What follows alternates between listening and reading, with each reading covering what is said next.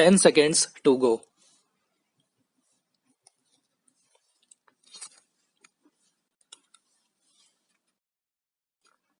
With less than a week to go before the assembly election in Delhi, campaigning has reached a fever pitch.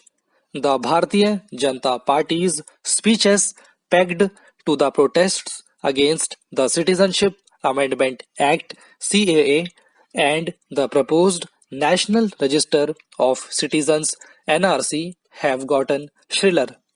While the party is busy painting the Congress and the Aam Aadmi Party up as anti-Hindu and the protesters at Shaheen Bagh as anti-national, Delhi Chief Minister Arvind Kejriwal continues to focus on civic issues in his campaign speeches. The Congress, which failed to win a single seat in the 2015 Assembly election, barely seems to be in the picture. Mr. Kejriwal insists these elections are being fought on the work done by the Delhi government. When asked about the relevance of the CAA and NRC in the campaign, he said electricity, water, education, schools, hospitals are the issues. This emphasis is important. Indian cities, especially large metros, are becoming more and more exclusionary towards the marginalized. Delhi has always been a city of the poor, displaced, and dispossessed. Over the years, large development projects and master plans have pushed the poor further to the peripheries, depriving them of access to good healthcare facilities, education, and infrastructure. Oxfam reports that while India is one of the fastest growing economies in the world, it is also one of the most unequal. But Mr. Kejriwal's 5 years of rule have provided poor citizens a glimmer of hope. Cities are the greatest generators of wealth and innovation. In India, they contribute about 60% of the GDP. A huge surplus is generated through the expropriation of some of the basic utilities and services in cities. Professor Ursula Hughes wrote in the Socialist Register how use value items have been compromised. This, she said, has led to pauperization of the people and the creation of a huge surplus for large transnational corporations.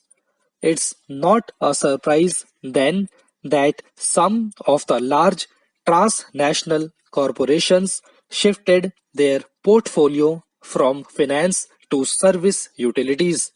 In fact, the largest appropriation of capital is taking place through either direct privatization or backdoor privatization of utilities such as health, education, water, and even sanitization.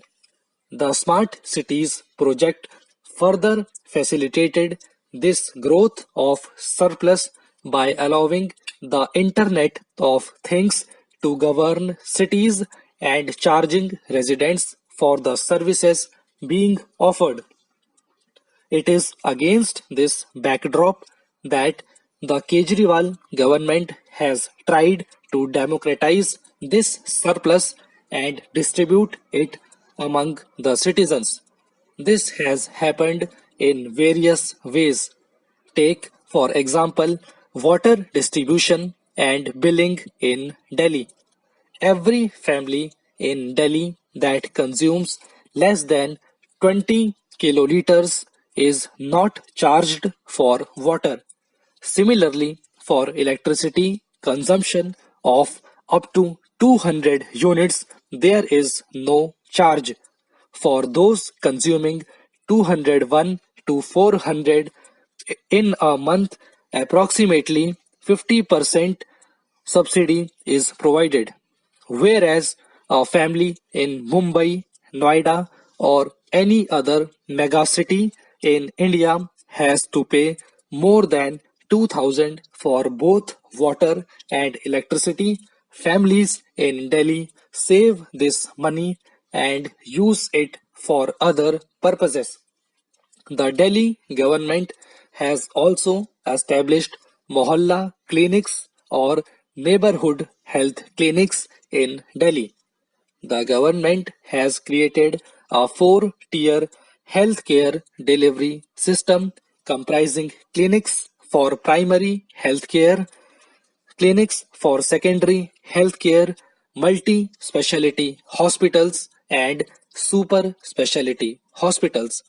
According to National Health Accounts estimates, patients in India bear a big chunk of health expenses as high as 61% of the total health expenditure by themselves. Therefore, free health clinics help reduce the financial burden on poor and marginalized groups.